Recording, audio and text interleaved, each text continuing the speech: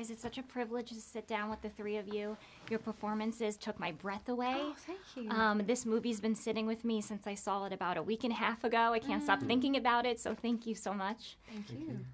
When you set out to make this film, it must have been really exciting knowing that you're about to participate in a project that prioritizes character. The characters don't service the story, they are the story. Now that you're wrapping up this this crazy big global press tour, looking back, what has it meant to you as artist to have been able to lean into the complexities and flaws of these beautifully multidimensional roles? Can I say something? Go for it.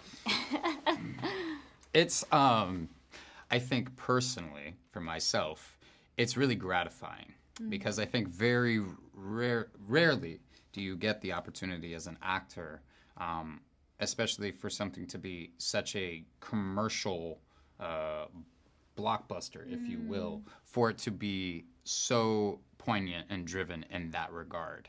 Yeah. And so it's a real privilege, truthfully, and I genuinely mean this, to be a part of something that is steering and directed towards that way, where the characters are the story, really, at the end of the day. And as an actor, that's really all you ever really want. You don't always get that, with everything that you do work-wise, but when it is that, it's a genuine privilege. And at the level and height at which this is doing that. Beautifully said. Yeah. And well done. Thank you. That's good. I'm leaving. Yeah, you're done. you're done. You're Thanks, done Mike. for the day.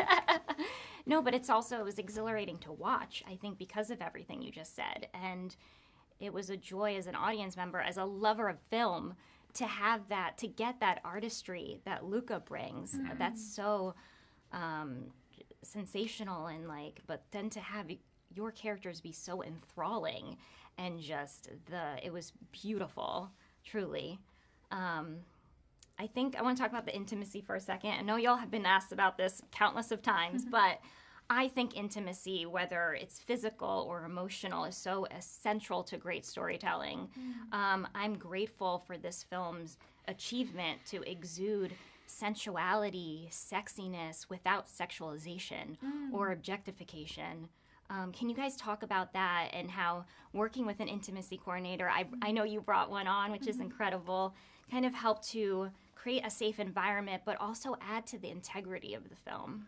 Yeah, well, I think what I appreciate is the characters are sexualized to a degree because we get to watch them through each other's eyes, but it's equally sexualized. Right. You know what I mean? There's no power imbalance, I think, in many ways, or at least what we're used to seeing. I think everybody is equally sexualized. But I do think that, Luca has a real sensibility for character and understanding them in these deeply personal and nuanced ways. And I think he always leads with that. And he talks about leading with performance and caring about performance first. And you really feel that, and especially in the way that he chooses to shoot the characters. I think something that I'm impressed by, which even at the time felt very weird, but the camera being the point of view, oftentimes, not just in the tennis, but in intimate scenes of that the argument, or I guess it's not an argument, but the discussion between Art and Tashi towards the end of the film, feeling like you are almost inside of the characters, and you're not just the camera. You're not just watching something happen, but rather you are living and breathing inside of it. And I think he does that brilliantly also with the tennis, because to me, the tennis feels very emotional.